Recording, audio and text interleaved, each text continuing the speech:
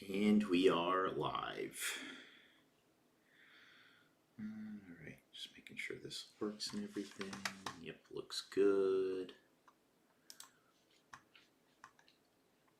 Alright, so today we are going to be going over the Bologna. And we are live. Oops, that's not supposed to be happening.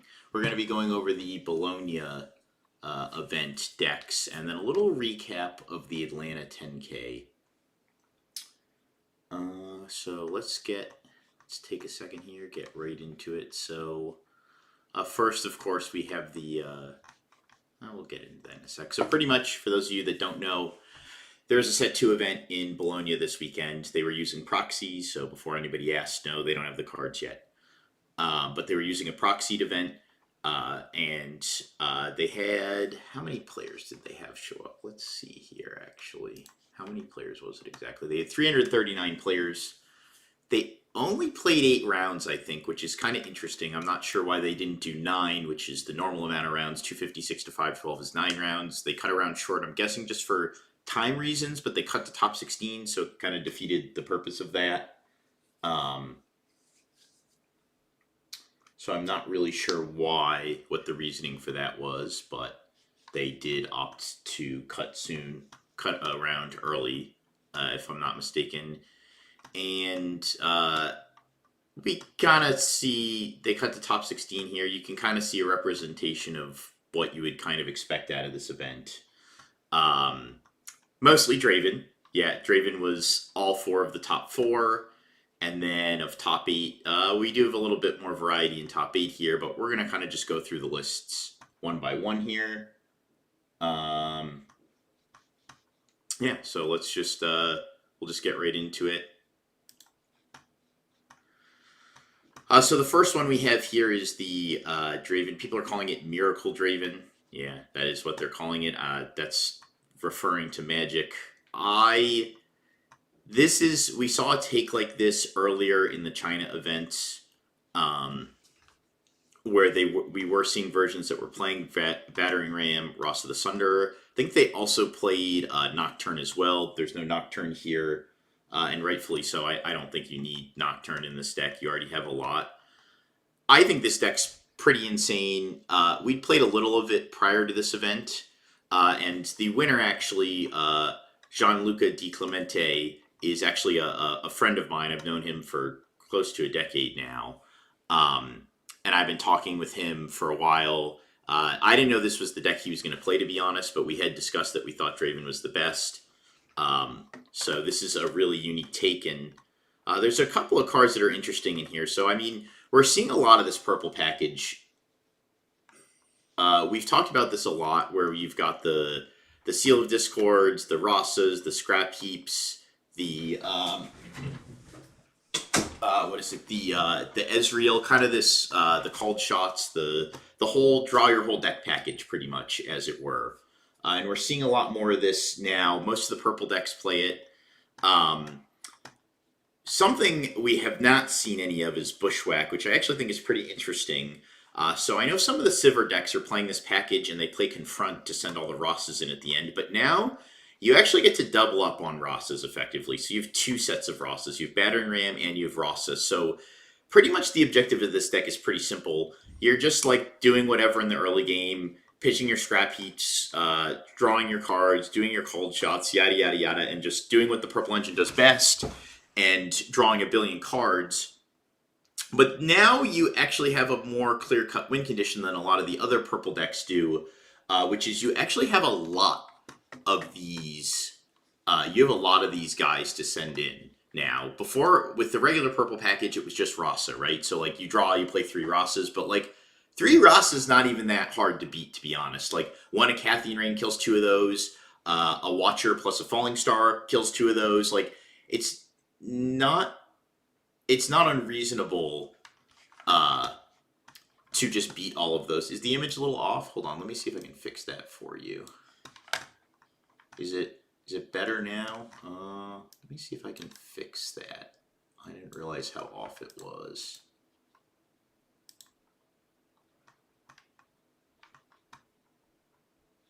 Let me try to fix the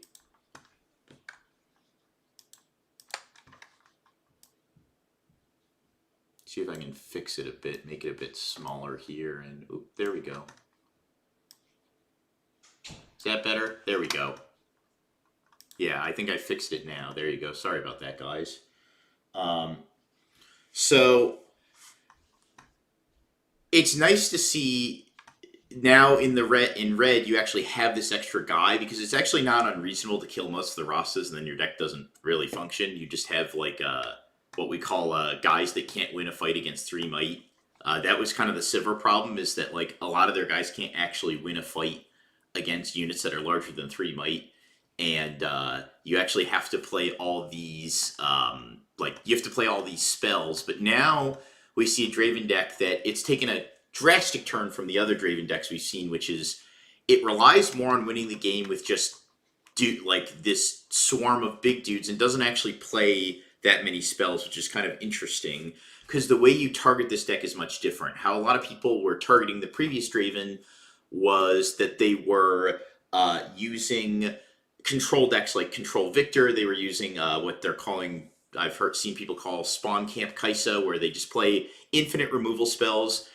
And the problems that created for Draven were two. One, they didn't do combat, so there were no ways for them to actually draw cards because you weren't actually sending guys into the battlefield for them to eat in combat and draw cards with.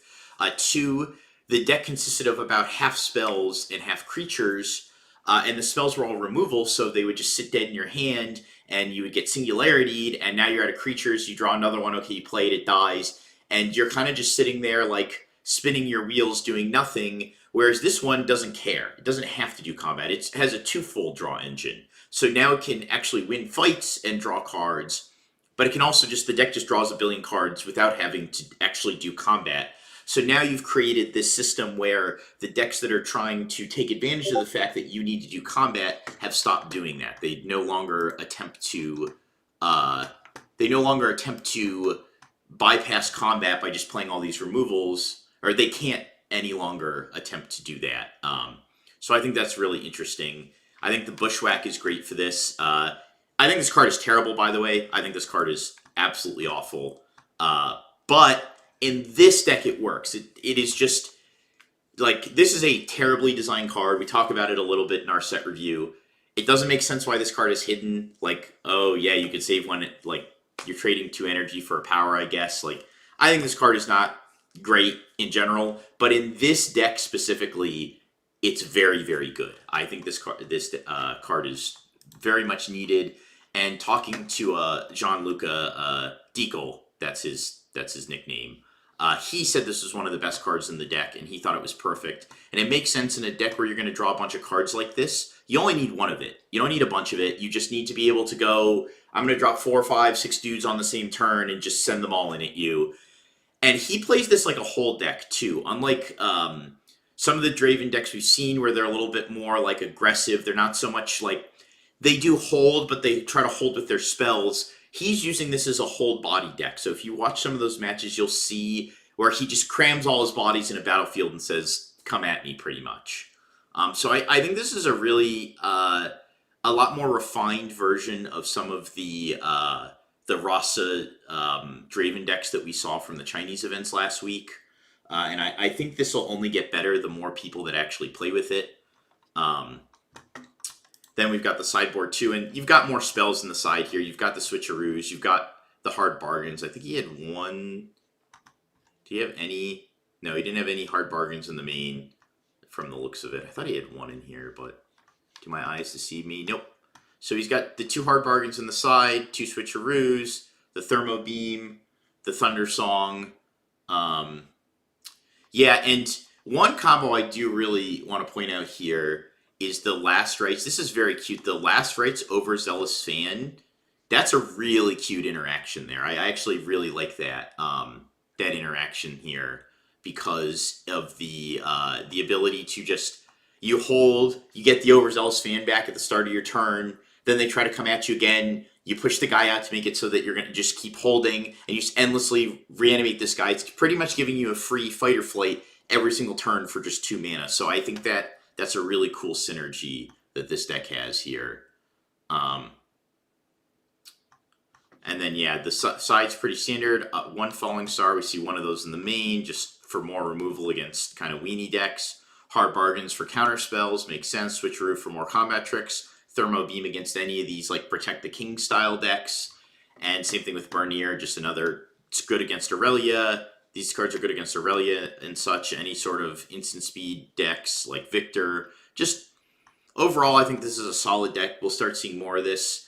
We've tested some of it, but we'll start testing more. This could just end up being the strictly superior version. Like, this could just be better than the current Draven list that we see a lot of, which is a lot more a lot more bounce or removal or spells that synergize with Draven's effect. And I think that's what we're going to see out of the rest of these lists. That's why this one is Miracle Draven and the rest of these are just regular Draven. Yep. And again, this is kind of the Draven we have been seeing. The Tide Turners, Treasure Hunters, Overzealous Fan, the Reaver's Row, the Kaises. This is like a very standard Draven. There's nothing really unique about this deck, nothing special. The one Thundersong main, this is just like a very standard. We've got Ride the Winds, the Rebukes, no switcheroos here. The side's got a little bit more tech in it. Like, we've got the Draven 6-drop, we've got the Angle Shot, we've got the Piercing Light, Lacerate sided, but like, it's nothing spectacular, nothing we haven't really seen anywhere before, nothing really and yeah, we can see the spiciness difference here, 63% versus 27. This one's even less spicy. Yeah, I mean, this is kind of more or less, again, these are all just the same decks. This one has a flash. We haven't seen too much of that so far in Draven, but there is a flash in there. We've got another Vex in the side. I don't like this card, but I understand some people like to play it. And then, yeah, let's see. We've got, what else do we have? Yep, this one's 47%, so maybe this one has something cool in it. Okay, so we do have Called Shot in this one. We do have Vex in this one. So this one's a little different. Interesting to see the Called Shot. We've got the Draven 6 main. Oh, the Draven 6 is the Chosen Champ, actually. So we don't even have the Draven 4 in this one. How's it going, Angry Tuna? Yeah, Spicy is a hilarious tracker. I don't know the algorithm that they use. Like, I think how this works is it's just... I don't know if it's just based on, like... They take the standardized build and then however many cards different you are, that's how it rates it. I remember the Lorcana website used to have that on it too, so maybe there's something there. This one's got Gust's main as well. I thought that was kind of interesting. That's what we're talking about is the Bologna, it was 393 player event. This is exactly what we're talking about, is the 300 proxy event. Yes, Angry Tuna. So... This is also pretty nothing. I guess they side the other Chosen Champion.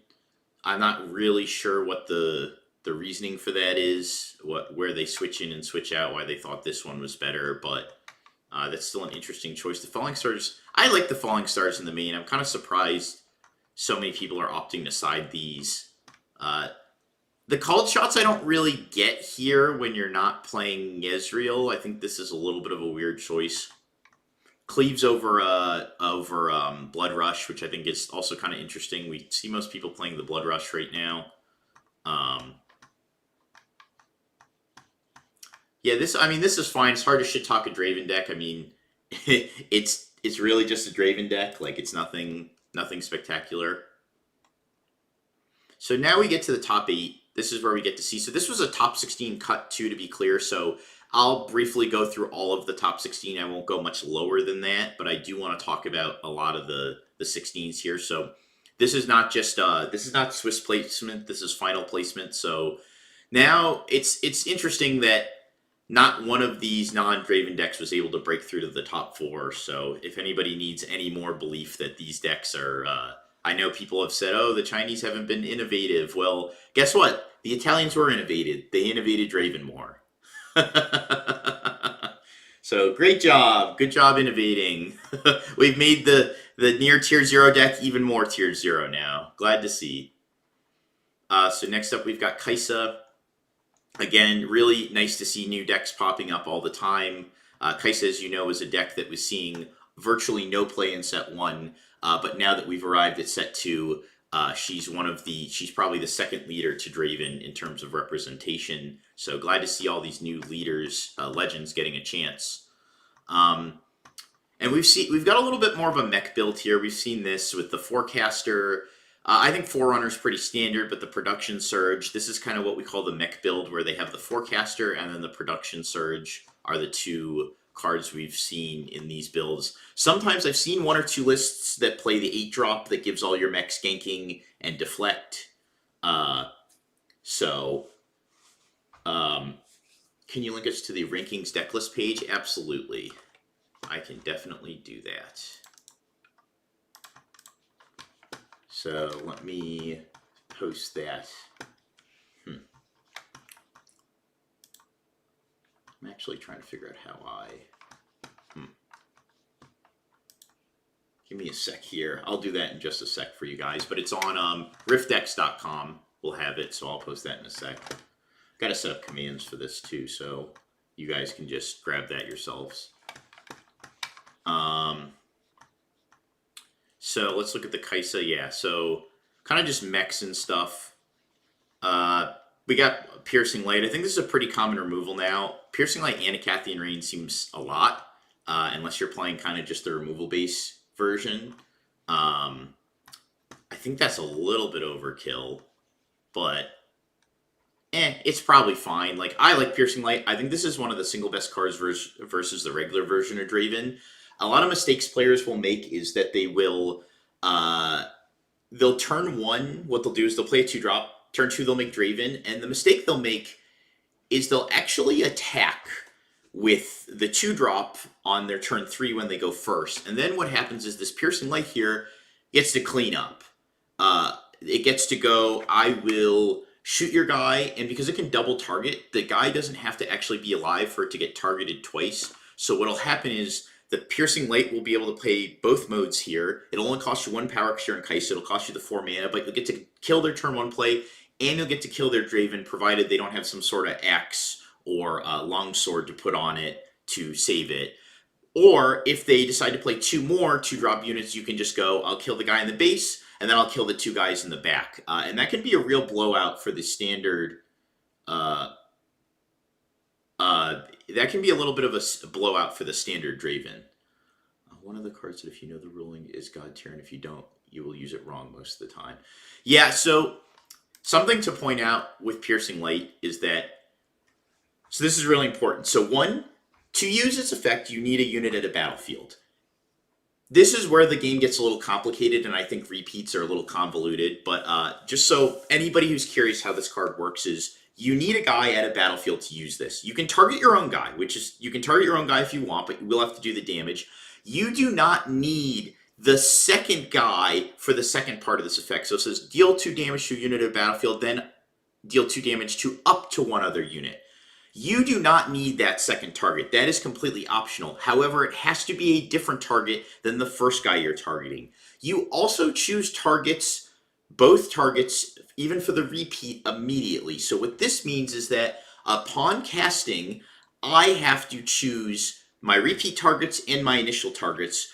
Where this works in your favor, though, is that, for example, let's say the guy you're targeting in the battlefield is going to die from the initial burst. That's fine. Your repeat will still trigger because it still had a target upon the casting, and it will then attempt to shoot the second time on the second effect. So the example I use is there's a 2-drop with 2 might in the battlefield and Draven in the back. I only need to be able to target it for the first one, and then the second proc will kill the Draven because you'll shoot the Draven twice, even though he's not in the battlefield, or there's nothing alive for the second one. So this is one of those more convoluted cards, especially because of the repeat, but this card is so powerful. I would even argue this might be better than Acathian Rain.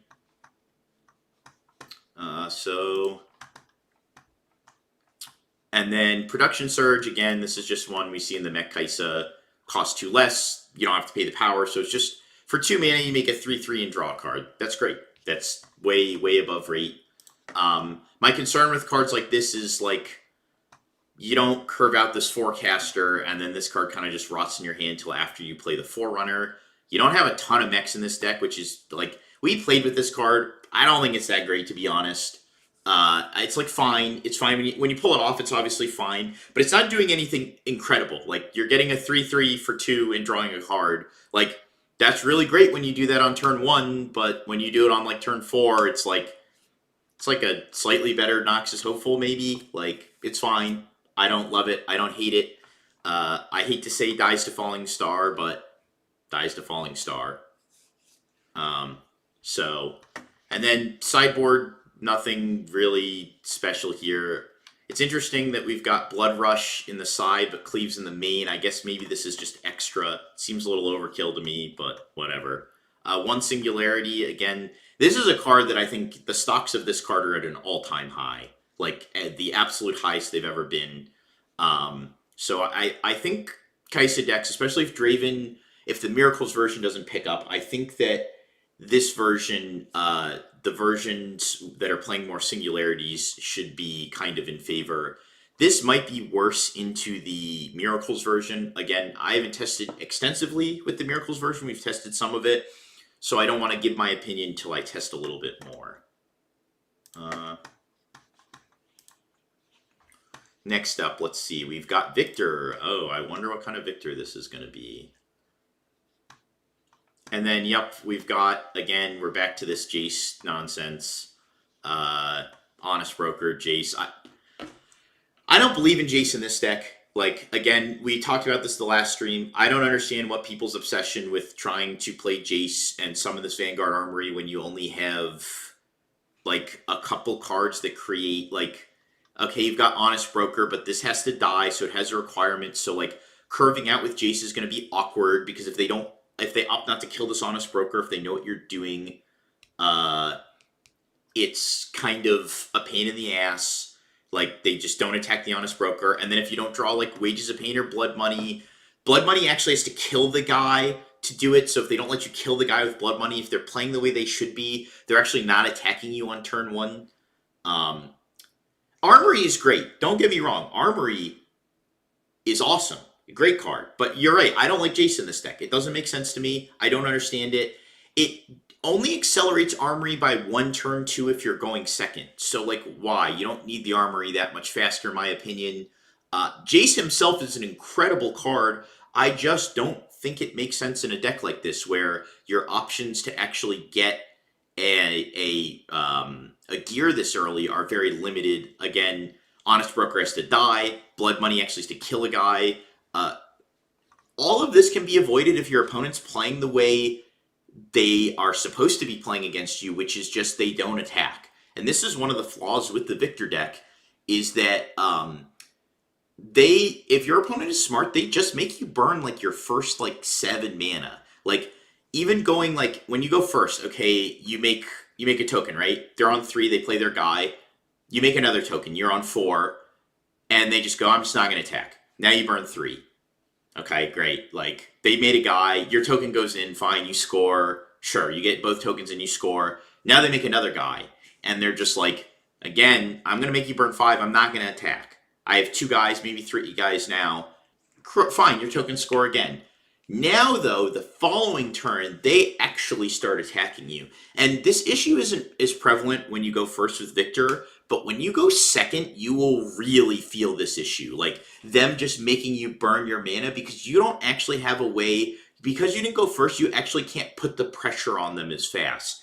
And you really start to feel kind of the burn of not having been able to spend your mana. And I think this issue is going to be exasperated in this Jace build, where you really need to cast this Wages of Pain, or you really need to cast this Blood Money, but they just don't put any units at battlefield, and now, not only does your Jace fail, but you've also burned all your mana too. So if you're sitting on, like, a hand of, like, Jace, Vanguard Armory, let's say a Wages or a Blood Money, and 1 or 2 other cards, you couldn't do, these cards are all bricks. You just have a grip of bricks sitting in your hand.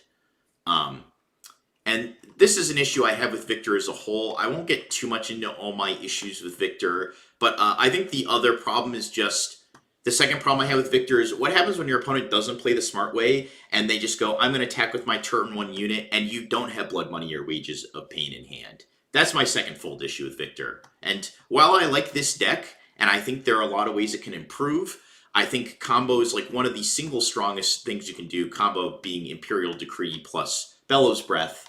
I think that's one of the single strongest things you can do in the game right now.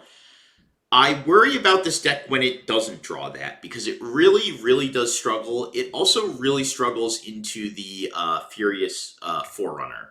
So the mech that spawns 2 more mechs. Again, we see this Renata Glass, this Rally the Troops, this Harness Dragon. I don't like any of this. The only card I think that is guaranteed in the sideboard of this deck is this Salvage. The rest of these cards are just like whatever to me. I don't like Harness Dragon much. A deck I actually think this deck should be playing that I saw that made me think about it when I saw it in Kaisa with the Bellows Breath is this deck should be playing Watcher. I'm going to start testing this deck with Watcher, in fact, because I'm actually convinced this deck should play Watcher just so it has more... It has like a secondary combo with the Bellows Breath where it can kill all 5s or less, or 4s or less, or whatever. So, but I'm not a fan of this Jace thing. I don't know why people keep forcing it. I just don't think this is good. Let's see. Void Gate, my problem with Void Gate, I've talked about this time and time again, it's so hard in a deck like this where you don't have any creatures to force your opponent to one side, because they're always going to go to the non-Void Gate side, and the things they're going to send into the Void Gate side are just going to be their shitty creatures that are not impacted by the spell damage difference anyways. Because you don't have a way to, you have no creatures, so you have no way to, like, force them to the other side. Like, your tokens can force a 1-might unit to the other side, but even then they'll probably just take the trade if they're playing like the Watchful Sentry. So I'm not feeling it. Singularities are good against Rosses and Battering Rams, but there's so many of them is the issue. Like, if my opponent goes, I'll play double Ross to double Battering Ram in 1 turn, well, that only costed them 2 mana. And then they can do all these other things in the turn too, whereas Singularity is usually your whole turn. So that's the biggest issue, is that while they're good against those, you have to think of cards in terms of not just card advantage, but mana advantage too. That's where tempo comes from, right? If I spent 6 mana to kill your 2 cards, if my 1 card turns into 2 cards, that's a +1. But if I had to spend 6 mana to kill your 2 guys that costed you 1 mana, I'm down tempo. So unless the card advantage is already in my favor, which against this Draven that's drawing 1 billion cards, it's not, it's kind of a loss for me because I spent my whole turn to kill those 2 guys, and you still have 4 guys on the board and 4 cards in hand, so it didn't feel good. So that is something to consider. The big issue is it all trades down hard on mana when Aurelia plays a GA Zanya, and of course not so fast. Yes, that as well. Would it be safe to say Draven, Kai'Sa, and Aurelia as the top 3? If you had to pick a sleeper legend that could rise, who would you pick? It's going to be my boy Rexi, but we'll talk about that in a little bit here. There's a Rexi. There are 2 Rexi decks, I think, on this list that we'll go through. Harness Dragon is interesting because your opponent sides out all their removal, but again, you're spending 8 mana for this guy. I'm not buying that Harness Dragon. I'm not buying into the Harness Dragon hype. It's not that I dislike Harness Dragon, I just think there are better things that could go here. If they play those 4 cards, what combination is better than that at the moment? What do you mean, those 4 cards? Okay, we're going to get to... yes, the dreaded Camel. The week 1 bane of everybody's existence. Everyone who ever played Magic said, oh no, the camel, the camel, the camel, but where's the camel now, motherfuckers? It's in this top 8, I guess, but... So, this is a deck we playtested a little bit. Interesting to see Carnivorous Snapvine and Stellacorn Herder here, but this is just the classic. This is what Yi has become. It's become this hold with Trinity Force and Guardian Angels and Zonias, kind of this, not quite a Protect the King deck, because there are multiple kings. And the ones in this deck are, the biggest one is Rune Runner. He's the king of all kings. But you've also got the Stellacorn Herder, Akshan is interesting. I like Akshan. I think he's a very, very incredibly powerful ability. It's just unfortunate that orange stocks are at an all-time low. So that is part of the problem. Is that orange stocks are just so low right now. I think one of the biggest problems these decks are going to have, again, what happened when your opponent just goes Thunder Song into any sort of bounce, and now your Protect the King thing, or your like keep the one guy alive kind of folds. And this is where you'll say, okay, Rune Runner, Alex. Okay, sure, I can buy Rune Runner. But again, Rune Runner can only be so big without the assistance of other buffs. So, like, when your deck's kind of slower like this, your opponent's going to give you the Aurelia treatment, which is that they're going to score a lot early. This deck, granted, will slow them down a little bit more than Aurelia will. And then on the crucial turns, what they'll do is, because you can't actually make this Rune Runner that big without the assistance of your On Guard, your Punch First, and your Discipline, is they'll do the thing where they'll go, okay, Thundercock, you can't play anything. This Rune Runner's probably, let's say he's got a Trinity Force and a Guardian Angel on him. He's an 11. It's not really unreasonable for them to run over an 11, especially even the Zesty Draven version. That's what we've been calling the Miracles Draven, is Zesty Draven. It's not even unreasonable. That's just a Ross. That's two Rosses. That's a Rossa and a Battering Ram. Like, it's not unreasonable to just run this deck right over. And then when you don't have the Rune Runner, any spell will get rid of that. You just go Thunder Song, push your guy out, I'll score 2. And this deck is so slow, like, Yi decks have a hard time getting back into the battlefields. They have a hard time attacking them. Especially if I'm like, okay, push your guy out, here's 2 Battering Rams, 2 Rosses on both sides. That's 11 on each, break, please.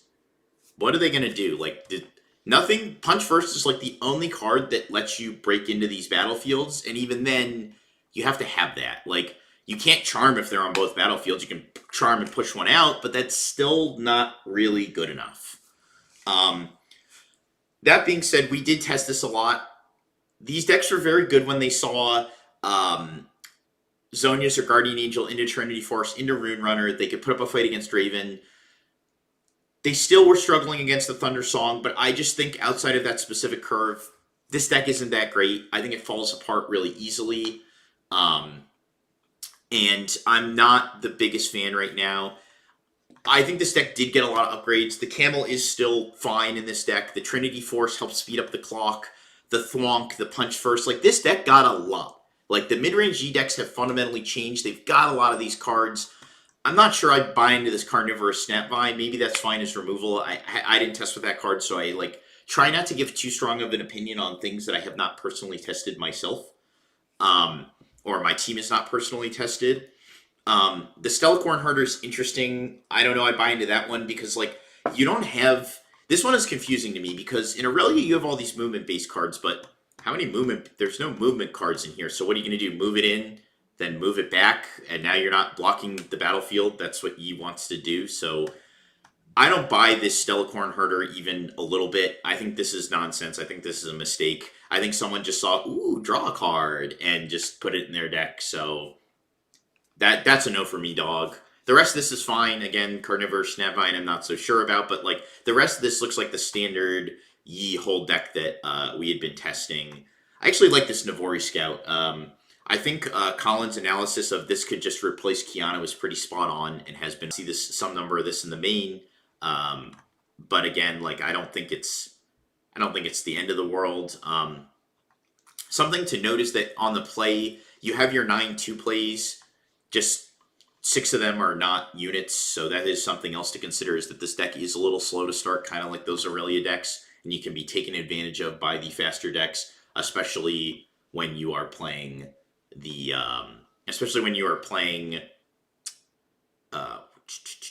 God, my brain is frozen.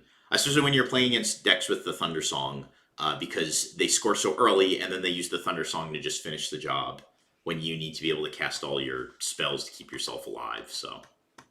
Not a fan of this deck, but it's fine. It's like, whatever. If you're really attached to Yi, you can. I'm going to breeze through these if they're nothing special. Yep, we've got an Angle Shot main. Kind of cute to move the spinning axes around when your guy dies. Again, we've got Cold Shot. Kind of weird when there's no Ezreal, but so be it. the Vex in the side. These guys might have even been teammates. Their lists are so similar. We've got an Obelisk here. It's an interesting one. I think they use this when they go second, just so they can play the Draven turn 1, which that's a neat tech. Like, I don't hate that. We've been testing with that a little bit, so that's kind of cute. So that was the top 8 Draven. We'll go to the top 16 Draven. Oh, okay. So here's the other miracle one. I'm gonna guess who was this. Let me see his name. Okay, so this is John Lucas, the first place guy's teammate. I just wanted to confirm it, but I know this is his teammate because I recognize the name. Same deck, same thing. He just got a little bit earlier. I don't know what he lost to. We don't need to talk about this anymore, but yeah, this is just the Miracles Draven. Same deck. I think this is almost card for card. He had 3 Vex in the side. I think the main's a little different here. He's got a hard bargain main. He's got 2 of the Bushwhacks. So a couple of changes. Nothing too crazy, but same battlefield's pretty similar. I'm 99% sure, though, this was his teammate from what I recall. Let's see. We're about to do the Teemo list, so Teemo is next. So let's talk about Teemo. I'm a Teemo hater, so you're not going to hear... If you're coming here to hear nice things, you're probably not going to. So we've got our Teemos, our merchants, our treasure hunters. Man, people are hating treasure hunter crazy. This guy's insane. Like, the disrespect he gets as a 2-of is just insane to me. We've got Black Market Broker. When you play a card face down, get a gold gear.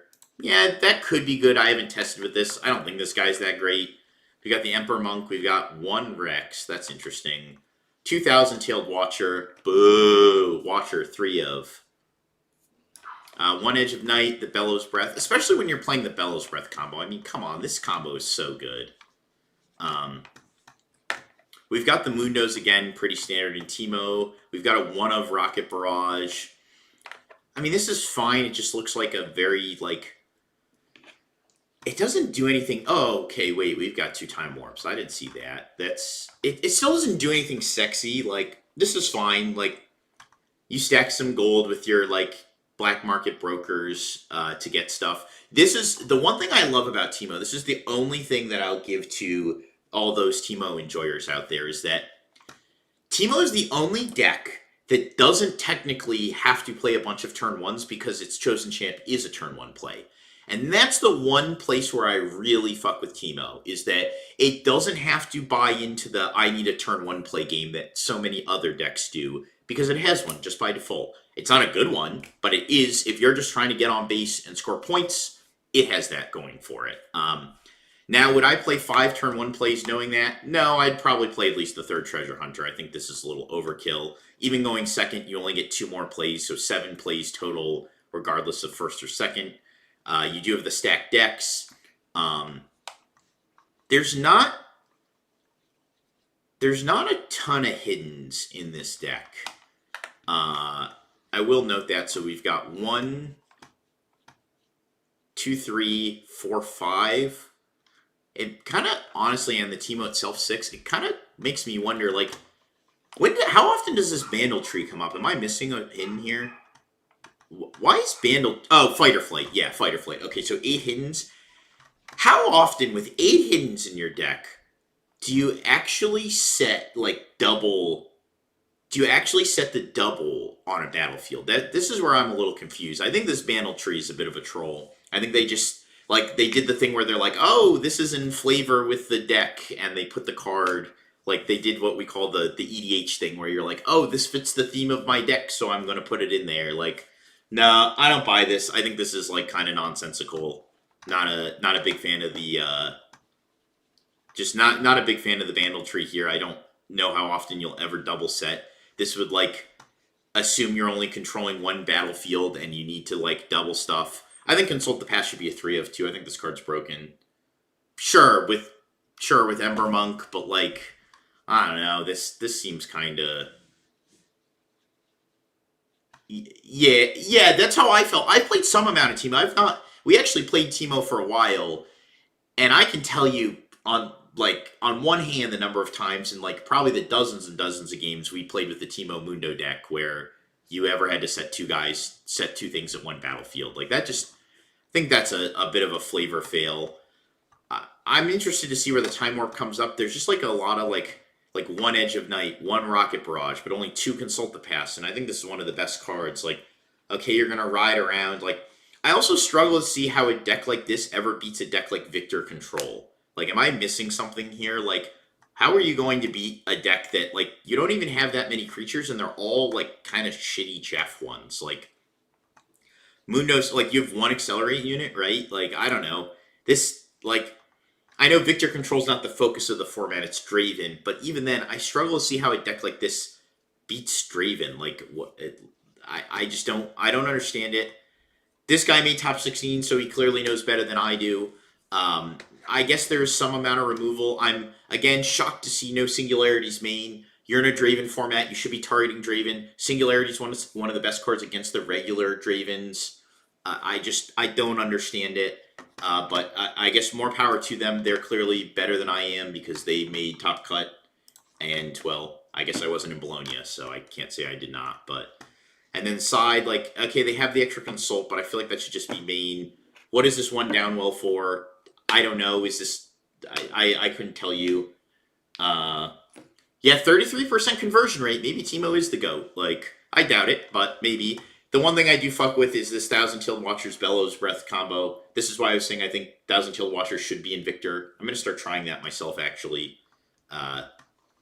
Just giving him more combo enablers. I think this is like a very good combo. Comes into one battlefield, cracks it. Bellows Breath cracks the other side or cracks the backfield.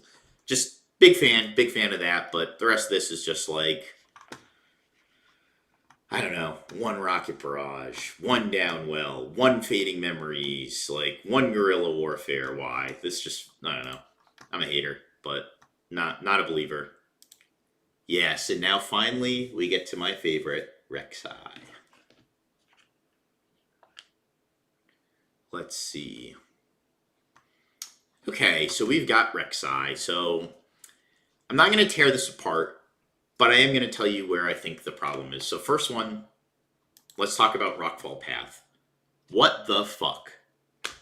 I've discussed this card in Rexi, and I see, like, I actually said this is one of the battlefields that might have an application in Rexi, and there aren't very many battlefields that have application in Rexi. I've thought about it a long time. I've talked about it with my teammate Cody a bunch because he's really all in on Rexi right now. What the fuck? Like, I don't understand. So this says units can't be played here. And I understand why in Rexi that could be applicable because you're not, like, ever playing units to battlefields, so you don't lose from that. But, like, where are you worried about your opponent really doing that? Like, I don't know how often, like, I guess against hold decks this is fine. But, like, I wouldn't even define this as a deck that struggles against hold decks. Like, you play Hold the Weeks. These Phoenixes attack for 5s. They're pretty sizable. Like, you've got Dariuses. You've got Forerunners. Hell, you've even got the Under Titan to just buff your whole board. You've got Hidden Blades. I don't know where the fuck you think that you need this. And I really, really don't know where the fuck you think this is better than Zon Warrens. You're playing a discard synergy card. You are literally playing a card that wants to be in the graveyard, and you've said to yourself, you know what, I don't need the card that puts it in the graveyard. So this is where I'm very lost. Like, the rest of these battlefields, Treasure Hoard, I've discussed that. That one makes sense to me. I fuck with Treasure Hoard. You go second, great battlefield. As I've said many times before, this deck doesn't have a lot of odd cost things. So having a way to spend your mana on odd turns, like that one extra mana you have, it makes sense to me. Candlelit Sanctum, I don't think I have to explain why this is good, but Scry 2 on a leader that wants to Scry 2 and play things, like, yes, very self-explanatory. Why the fuck is this here over Zon Warrens? This just seems like a... Yes, this seems like a complete fail to me. Like, I don't know if this person just missed this. I don't know if they were cooking the goo, but this is like... This isn't even crackhead shit. This is just bad. Like, there's nothing... Like, this is not, like... Even like, the crackheads look in this and go, man, that ain't right.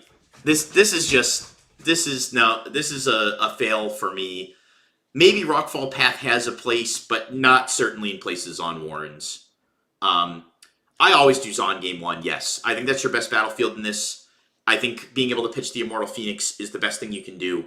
I think that the Zon is the best because it just offers the highest win rate. You always want your highest win rate battlefield going first because it gives you the highest chance to go first in game 3. So you want to just win game 1 so you can go first in game 3. So I'll talk about Under Titan. So that's where I'm going to go to next. So let's talk a little bit more about this deck list because I have a lot to say about Rexi. It's been my pet deck for those of you that don't know. So let's talk about Rexi a little bit. 1 second. So I think my biggest issue here is that Under Titan is a bait card. I stand by this. I think Under Titan's actually a bait card. It's really fun to play with. Like, you flip the Under Titan, you're like, ooh, 2 mana, woohoo! You flip 2 Under Titans, and you feel like you just bet it all on black and won, or bet it all on green or whatever, and you just won the jackpot. But when you draw this card, let me tell you, it is so backbreaking. This guy sucks in your hand. He is so awful. And this is part of where the Zon Warrens matters so much if you're playing this guy, because at least you can loot him away with Zon Warrens. But my god, does this guy suck ass in your hand. Holy fuck. Now, there are some applications where he does actually, like, you build a big board in the back, and you slam him, and you buff your whole board, and you're like, wee, attack. But man, you're gonna draw this card and just be fucking sick. Let me tell you, I can't tell you how many times I move in on the Zon Warrens, or have moved in on the Zon Warrens, gone, yeah, I'll activate the Zon Warrens before I activate my Rexi. Why not? I already got the Phoenix in hand. Oh, it's Under Titan.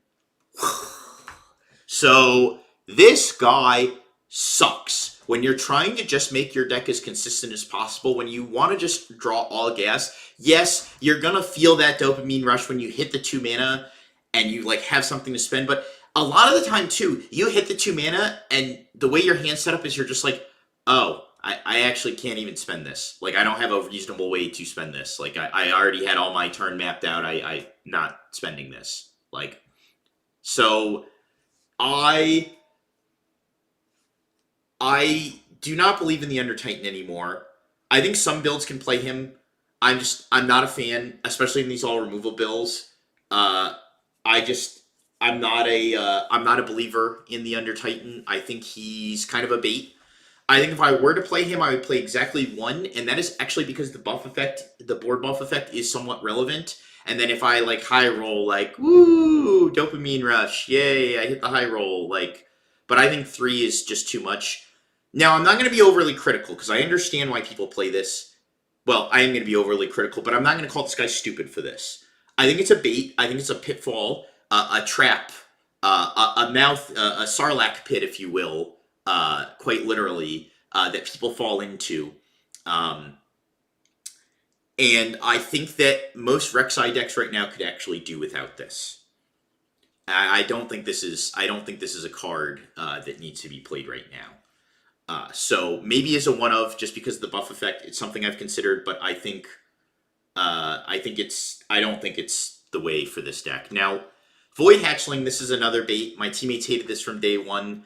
I tried it in my old build. I liked it. I think in this build, the Pouty Poro makes more sense, and the reason for that is this deck is incredibly vulnerable to Falling Star. Incredibly so. And even though we're seeing the Draven start to side it more and more, I think my problem with Void Hatchling is oftentimes you do have the Under Titan in here, so there is more reason. But once you cut the Under Titan, there's not really a reason to have this Void Hatchling. You don't really need to look at more cards a lot of the time. Like, yes, it's nice, especially when you get multiples, but most of the time this card is like unimpactful, especially when you don't have the Under Titan.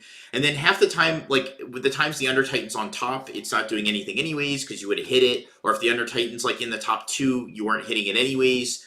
So like, I prefer the Poro just because this is a deck that is so vulnerable to Falling Star. I want all my guys to be Death Rattles. Like all my 2-drops, I want them to be Death Rattles.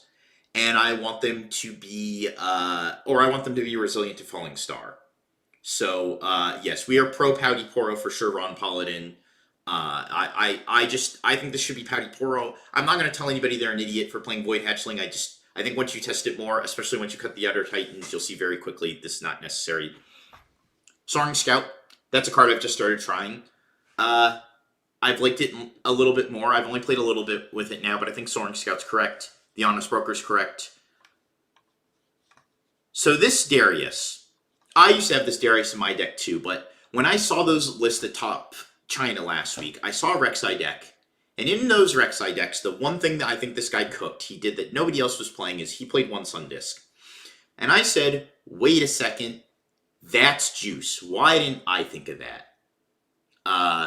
And so then I put two Sundisk in, and I was like, oh, this card's the sauce. This guy was cooking, and he didn't even realize it. So I put 3 in. I don't know if the 3's correct or 2's correct. It's one of those two numbers. But man, let me tell you, Sundisk unlocks this deck crazy, because before where this deck just kept losing to Falling Star, now you don't give a fuck. Now you're just like, turn out 2 dudes, Sundisk will make one of them attack, I'll get another dude, Falling Star me, great. Here we go next turn. Like, it actually allows you to keep combinations of hands where you're just like, I'm going to keep a 2-drop and then something to play with it, or I'm going to keep a guy like a Trefarian or whatever, a Phoenix, doesn't matter. I'm going to keep a guy and something to play with it, and my guy's going to actually get to attack. Instead of being trapped in this endless Falling Star, Acathian Rain, Spawn Camp loop where I literally can't attack because my opponent has so many removal spells, I can't ever make a capture, and I run out of cards because I never trigger my leader and just die. Give me 1 second. I'm going to get a drink here before I continue my Rexi laced rant.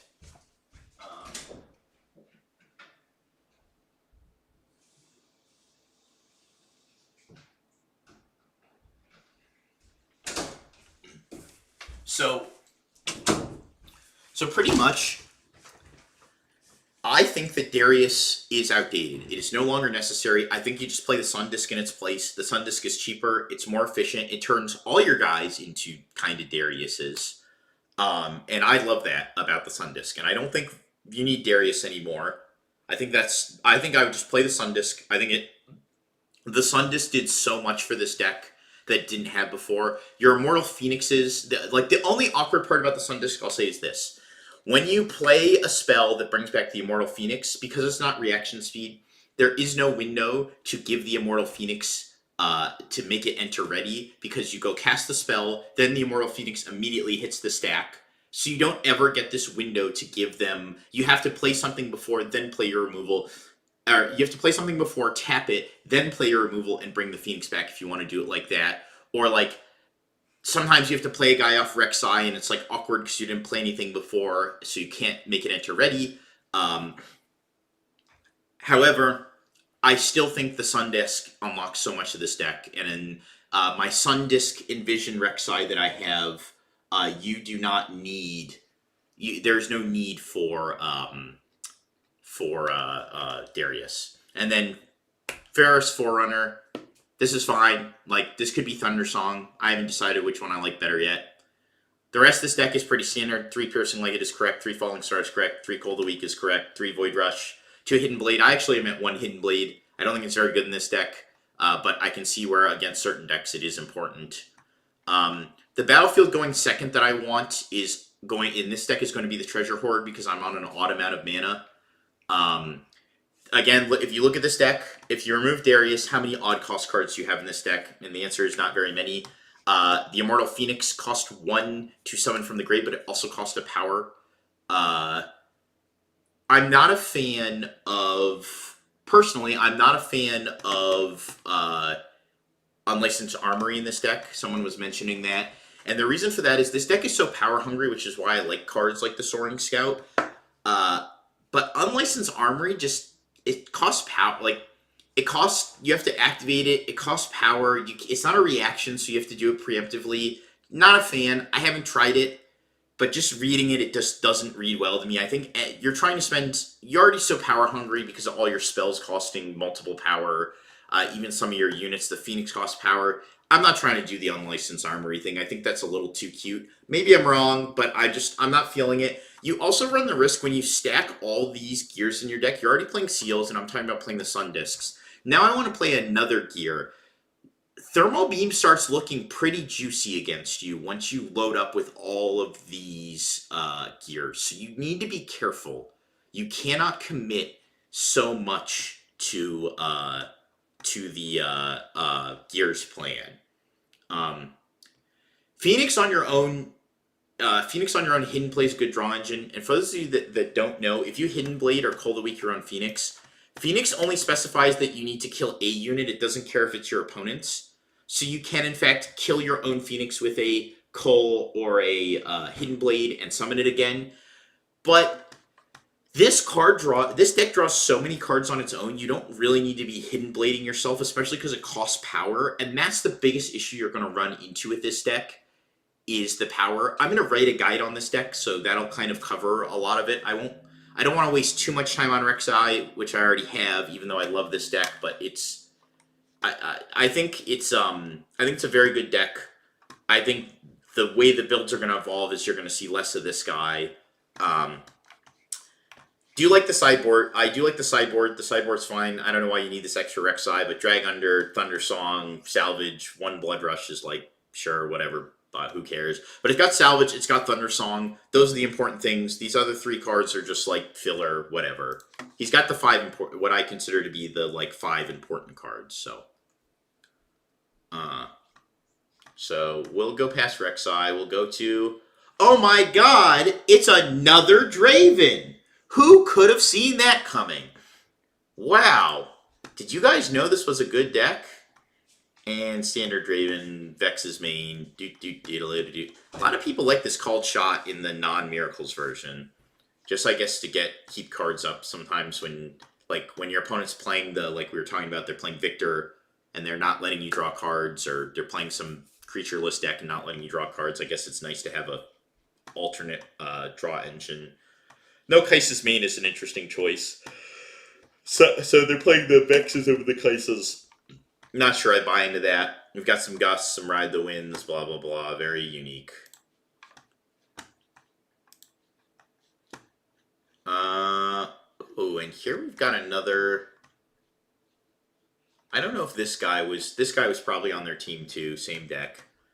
I'm guessing he tested with them. I don't recognize his name, though. Same deck. He had the Hard Bargain main and the 2 Bushwhack, same as the other guy that plays slower. Same side. This guy had Vex. I forget if the last guy had Vex. I don't understand the obsession with Vex. I'm going to have to test this card more because I see a lot of people playing it. Give me 1 second. Okay, cool. You're good. Sorry, there's just a big bang in my house. I thought a clock fell off the wall again. That keeps happening. But yeah, I'm not really a believer in this Vex. I'm going to try it more because somebody must have figured something out that we did not. I've seen this Vex a lot. Like, I've seen more and more Vex. I do not understand the appeal of this card. While I'm in combat, friendly spells cost one power and 1 energy less, and theirs cost one power and 1 energy more. He has to be in combat, though. This card is so slow. It's a 5 for 5 that costs a power. It's not like he even just says, well, I'm on the battlefield, like the Sorcerer's Apprentice card from set 1. Like, he actually has to be in combat. So, if he didn't, I mean, he'd probably be a little too good, but, like, I understand, like, the upsides of this, but I don't know. I'm not buying into this. I can, like, sort of see where this is good, like, against Viktor. Like, okay, like, I get, like, against removal Viktor, you attack with this, and they're like, oh no, I, like, have to pay 6 and 2 energy for my spell, but, like, what happens when you play this in the back and they're just, like, Bellows Breath, Imperial Decree combo, or just Singularity it? I don't know. I'm not buying it. Maybe it's good. I just haven't tested it enough. We did Draven. Oh, look. It's another fucking Draven. Yep, look. He's got the cards. He's got, wow, stack deck, rebukes. Oh my god, so unique. I've never seen this before. 3 Kaisa main. Wow, very cool. Oh, Vex side, Falling Star side. Call Shot side, Thunderstorm. Yeah. You've seen it. Oh, we've got another Rexi. Yeah, I knew there were 2 in top 16. So let's see what we going on. Oh, see, my man's here. He's got the Sun Disc. This is just This looks like a rip of the Chinese version of the list because I can see he has my least favorite card of all time, Forge of the Future. If you watched our stream last week, you'll hear me rant about not understanding why the fuck this card is in this deck. I have absolutely no idea what the applications of this card are. It makes a recruit token for 2, but then you can also cycle 4 cards back from trashes. I'll give you the speedrun version of what I said last week. This is not reaction speed, so I don't know, like, you're never cycling 4 back from your own grave. I've never had to do that ever before. I've never wanted to do that, and because it's not reaction speed, the only time you cycle 4 back from their grave is to stop Rasa. You can't, like, use it to stop them from bringing back their Phoenixes at instant speed, or using some sort of, like, recurrence, like Annie to pick up a spell. I have no idea, like, you have to use it preemptively. I have no idea why this card is here. I feel like this guy should have thought about this for more than 10 seconds and gone, wait, this card sucks. I don't understand this card. I will never play this card. If you see me playing this card, it's because my body has been, like the thing has taken hold of me, or I'm possessed by some otherworldly being. I will never play this card. You will never see me playing this card. I will make a YouTube apology video if you ever catch me playing this card. It will not be in there. This card sucks. I do not get it. I can say wholeheartedly it sucks. This person did get the Zon Warren's part right. It's just a copy of the Chinese list, I think. Arena's Greatest is fine. I've been testing with this. This is your go first battlefield. This is your go first battlefield. This is your go second battlefield. This is your game 1 battlefield. Like, this is fine. Like, I don't have an issue with any of this. This is all, like these battlefields are all completely acceptable. I would play more Sundisk. I think this guy was cooking with that. I think this guy actually went up on Void Seeker. I think the China list only played 1 Void Seeker. I could be wrong. Maybe it did play 2. I forget. I played Void Seeker, and I have not been a fan so far. I've not liked Void Seeker. So I will say that. Vengeance, as much as I like Vengeance, it's a little too power hungry in my opinion. I'll test more with Vengeance and come back to it, but I think this is just too power hungry. I just, like, I don't see it. A third Vengeance. I mean, you got the Salvage, that's correct. A third Vengeance seems crackhead tier. The Drag Unders too. Dude, what are you trying to kill? Like, this is like you're planning to play against, like, a deck that only plays bombs and, like, expensive ones too. I don't know. I'm not buying a lot of this. Like, 1 Darius main is so awkward. Like, why? Like, why is there 1 Darius? Like, just play another Sundisk and all your guys are Darius. There's also very few creatures in this list, which is something I wasn't sure I bought into fully. It's just, like, they're trying to endlessly reanimate this Phoenix over and over again. But, like, what happens when you're, like, one of Rexi's biggest upsides is that it's very good against the Viktor-style control decks. Like, you just endlessly, every time you conquer, you're just putting out another dude. But what happens when you're not doing that? Like, I understand, like, Forge of the Future can put dudes back, but that assumes you cycle through your entire deck, which you're probably not going to do. So, like, a Viktor deck, there's only, let's see, 1, 2, 3, so this is, what, 9, 12. There's 13 creatures in this deck. A Viktor deck could literally run you out of creatures and kill you, probably, by the time you are able to get through your deck again. Because, like, what happens when they just, like, stack the armories, right? Like, when they're just, like, armory, armory, I'll do nothing but kill all your guys. Now, once all of your dudes have been killed, I'll take a turn to, like, churn out, like, 6 tokens or whatever. Sure, you can kill them and bring your Phoenix back, but, like, you only get 1 or 2 Phoenixes a turn. Like, I'll just, now that I've stacked this handful of removal, I'll just kill them every time, send 2 tokens in, and my armory will just keep producing the tokens. I don't care that you kill 2 every turn, because if your Phoenixes can't attack me, you can't win. Which, again, this is why the Sundisk is so important. When you have 2 Sundisks, the Viktor deck can't lock you out anymore. You just need to play any card, then you go, tap both my Sundisk, kill some tokens, 2 Phoenix, go. Go, go, go, go, go. Like, so, I think you need a little more creatures in this.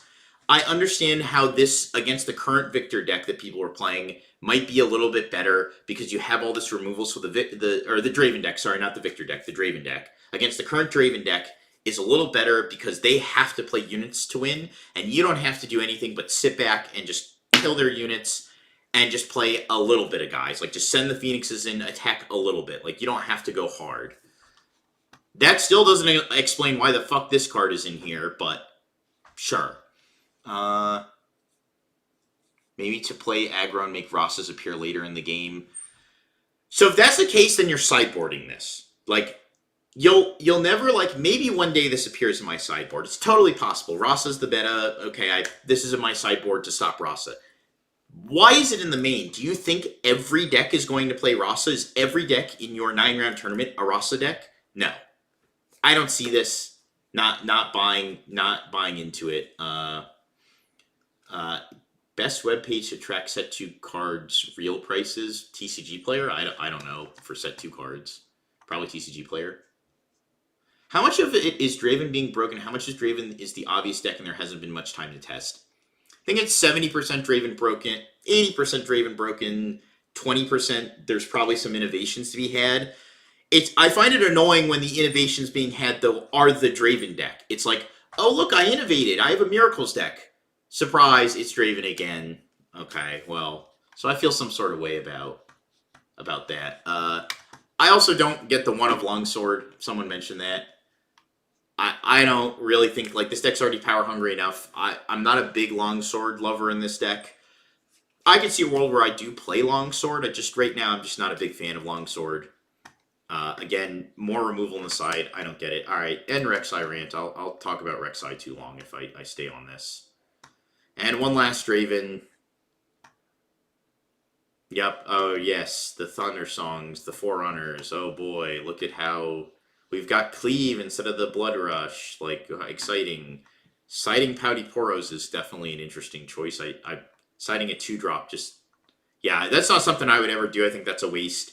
I think the amount that a 2-drop is going to hedge any given matchup is less than a single percentage point. Like, I think this is ridiculous to cite a 2-drop unit, especially one like this. Like, I get you're going to put it into Falling Star decks, but just, like, commit to playing it in the main or don't play it at all. Like, again, this is just, it's Draven.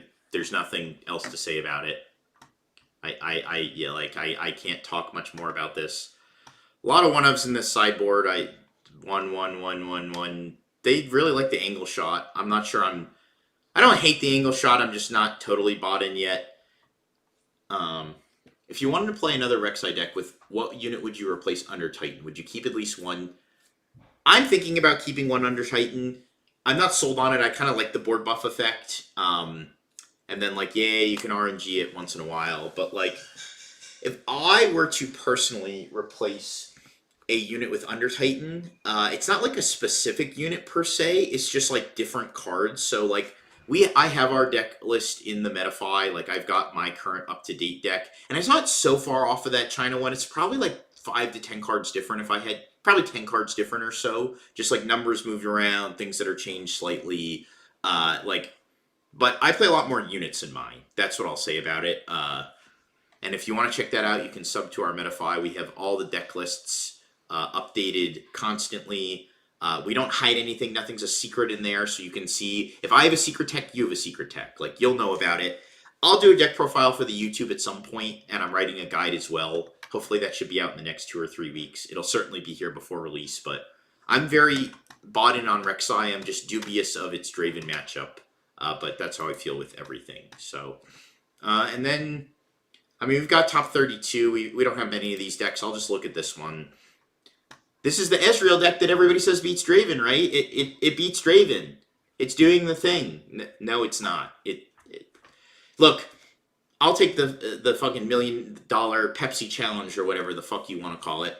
These Ezreal decks, I don't see them beating Draven. I certainly don't see them beating the Miracles Draven.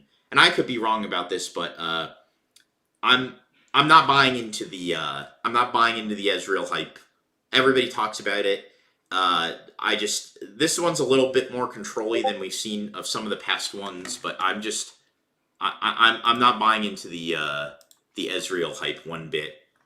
I think this is just like his Chosen Champ is incredible. This card itself is incredible. His color combination is good. But this leader this legend is just like, it's literally just Why would I want to do all this work to draw a card and only once per turn when I could just play Draven? Like, unless I'm just trying to be unique, like, or if you really like Ezreal, but, like, I don't really like Ezreal, so. He's a cool character, but no. I also think this card's a bait. Reads incredibly well. Targeting is too rigid. For those of you that don't know, this card says, banish a friendly unit, then its owner plays it, ignoring its cost, then you deal 3 to a unit at a battlefield. You have to have both targets. So you need a guy at their battlefield, and you need a unit you need a friendly unit. So the problem with this is if it just required one of these things, it would be fine. Like if you could do one without the other, this would be great. It would double as a removal spell with upside, or it would double as a blink, like a blink card with upside. But you need both of these things, and for that to line up and be beneficial, I think it's extremely rigid, and it also does not actually trigger Ezreal, which I think is a fucking design flaw. Because Ezreal has to target 2 of your opponent's things.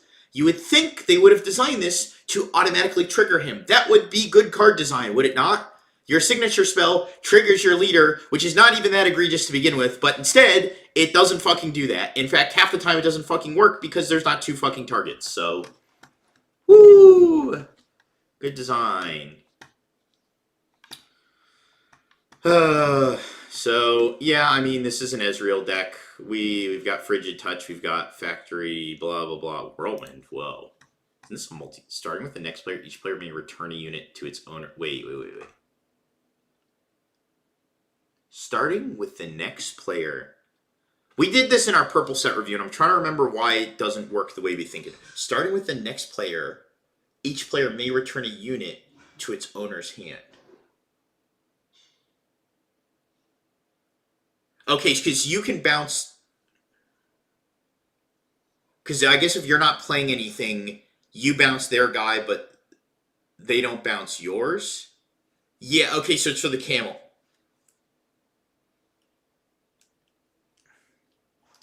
No, but each player... Does this not select? Okay, this doesn't select. Is that... Okay, this is where I was confused. This doesn't select. Starting with the next player, each player may return a unit to its owner's hand. No, but like, okay, I get it. So they go and they say, I would like to return this unit to your hand. Then you go and you say, I would like to return a unit to... No, I understand they don't have to bounce their unit. I get that. It's may. I'm asking, does this select? Because I get to bounce a unit. It's call for bounce back. Okay, this is where I was confused. No. It's optional. It says select the next player. Each player may return a unit to its owner's hand. So they could bounce one of my guys if I had one. They could select one of my units, and then I get to select one of theirs. Yeah, they don't have to bounce. That's correct. But they could choose one of my units. That's why I'm confused about this card. I thought this still selects. It doesn't target. Okay. This is where... Okay. Thank you. Thank you for clearing that up. I half the time I never know what does, what doesn't target. Because, like, why does this one not target, but these do? I feel like these are worded poorly, but maybe... Wait, I choose for my opponent. Starting with the next player, each player may return a unit to its owner's hand.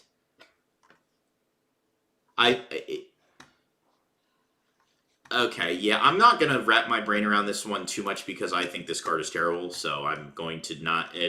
I'm not going to spend any more time thinking about this card. Wow, we've got an Aurelia in top 64. How the mighty have fallen. I mean, this is just what... There could be more in top 32, guys. This is just what he could get his hands on. Like, shout out to RIFTDecks.com for putting in the effort to go get all this, because he's not paid to do this from what he or she, I guess I don't know. But whoever is doing this, thank you for doing this, because it makes my job a lot easier. Yeah, I mean, it's an Aurelia deck. I don't see anything... Lonely Poro. I guess Ty Turner. Actually, this guy's playing 2s. We don't see that in a lot of Aurelia decks. Although, if I was going to play 2 in Aurelia, it would be the Treasure Hunter, the goat of 2-drops. That guy's insane. There's a Darius that got 17th. I'll look at a Darius. Or as I like to call him, Bad Rexi. No, it's not on here, so... But yeah, this Aurelia... I mean, it's an Aurelia deck. This guy does play 2s. That's one difference. He's only got 1 Aurelia, which is probably fine. I prefer 2, but like I think Colin said he likes 1. 1 is fine. Like Flash, we don't see a lot of people playing Flash actually. A lot of people don't play Flash. We got only 1 Boots of Swiftness. This is a mistake. This card should be multiple. You're either playing this or you're playing the Pirate Ship, the Siren. You're playing multiple either of these. You should be playing multiple one of these. This is kind of a bait.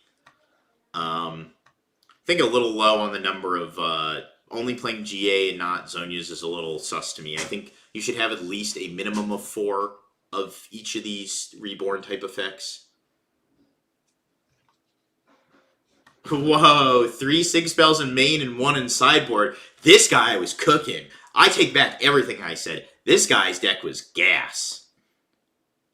Oh my god. Yes, this guy's deck was crazy.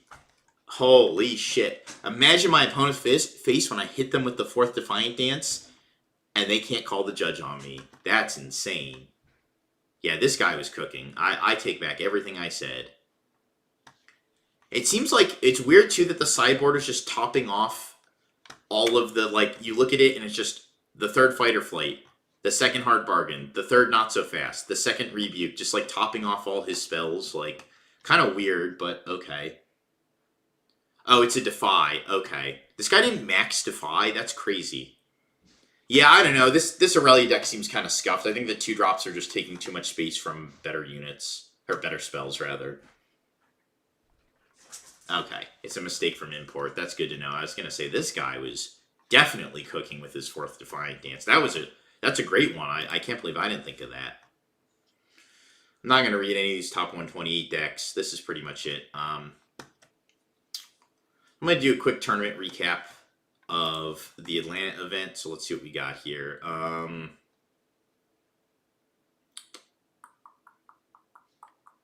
We've got the SCG con. No, wait, that's the 5K. The 10K. Here we go. I'm not going to talk too much about this. I'm going to talk about a little bit of my personal experience here. I'm not going to talk a ton about the decks themselves because this is set 1 and we're about 3 weeks away from the end of set 1. Annie won. This was my opponent, Rishi Chodberry. Chodberry. I forget how to say his last name. He's been playing Annie since set 1. Really good player. Known this guy for a couple of years now. Great dude. He was very good in our. I literally fell asleep in our top 8 match. I actually wanted to leave. We split, and then they're like, "Oh wait, there's a trophy." So everybody's like, "Well, we gotta stay for the trophy." And honestly, he was such a good sport. I think I was going to end up giving him the win, even if I had one. I threw our game. I will spare you all the gruesome details, but I had to like take. He let me have a couple takebacks because I was just like, I was falling asleep. Man, I had the game 1-2, both games 1 and game 3. I had them like pretty much locked up, and because of some absolutely brain dead mistakes. One of the guys next to me, my friend Trevor, was like, yeah, in game 3, you closed your eyes and put your hand down like this, and he's like deep in thought, and he's like, I want to take a picture of like the brain dead Aurora player versus the like Chad thinking Annie player, because you were literally, he said I was literally asleep at the table. So good on Rishi though, well deserved. I messed this up so bad, like, God, I can't even tell you the number of mistakes I made, but he played very well, and he even beat me bricking. Like, games 2 and 3, he missed a turn 1 play and he still beat me. So, like, hats off to him. This guy's great. Great player. Love him. Great dude all around. And then Viktor. I didn't get to interact with this guy at all. I think this is just our teammate Cody's list. Pretty much almost card for card.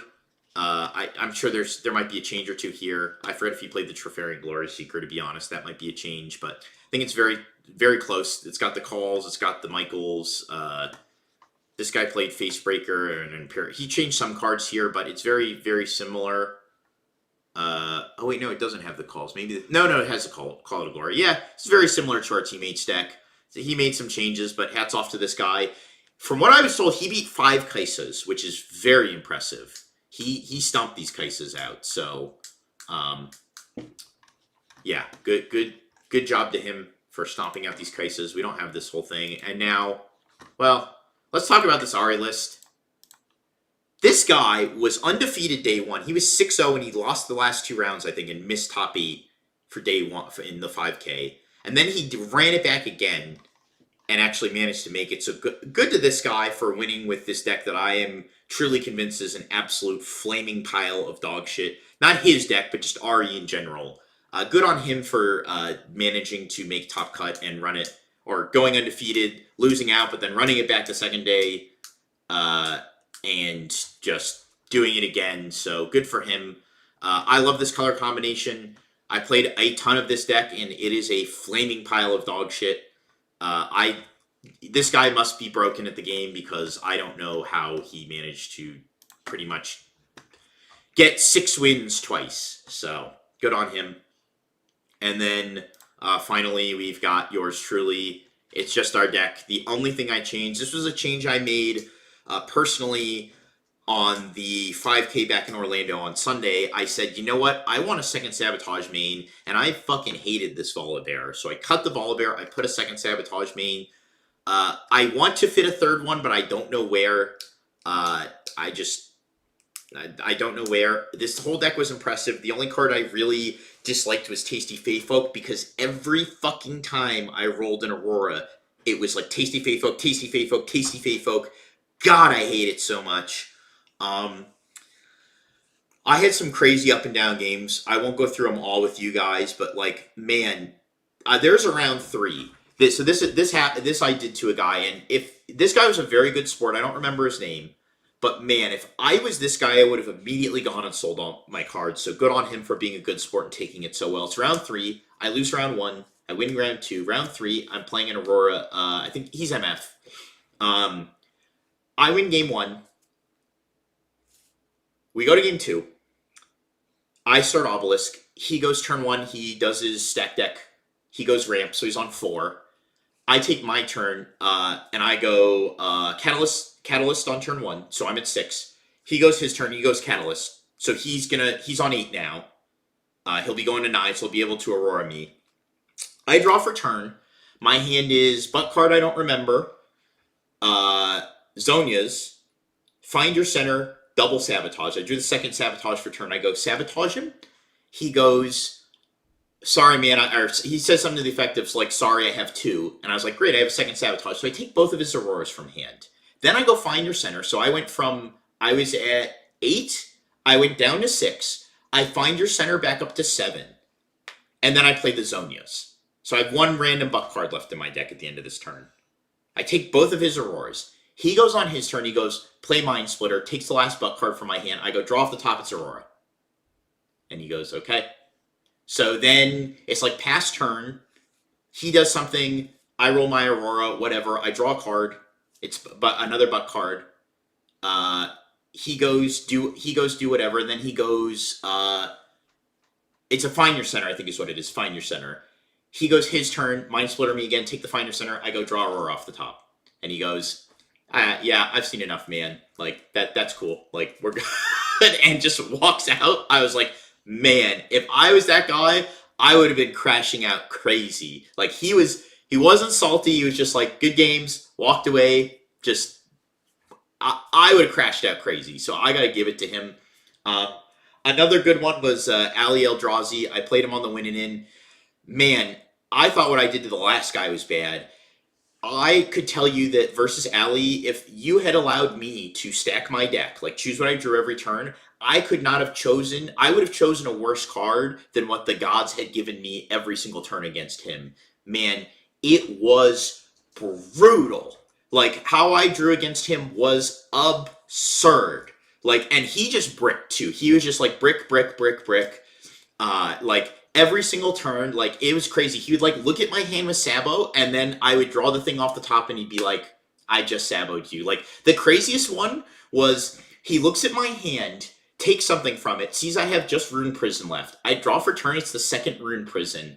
He, like, attacks in at me, I let the attack go. He then Aurora's out of Mind Splitter, sees my hand, it's 2 Rune Prisons, and he just goes, there's no way you drew the second one. I was like, I don't know what to tell you, man. Discard the Rune Prison. He's now got a stacked up battlefield. I go draw for turn. It's the White Flame Protector, and I was like, man, it gets even worse for you. I go White Flame, and he's like, that's got to be the single best card you can draw off the top, right? I'm like, yep, probably. And I go, oh, White Flame, and oh, here's the Rune Prism that I drew the second copy of to win the game. So like, it was brutal. Like my every turn, I couldn't even go through the whole turn because it was just every single turn. It was just off the top, off the top. He saboed me. The next turn I drew like an Aurora game one, I think it was. I just like played it right off the top. I was like, yeah, I mean, he was a good sport though. Great dude. Very, very, very nice guy. Had a blast playing against him, and he was fun to play against too. I mean, great dude. So respect to him.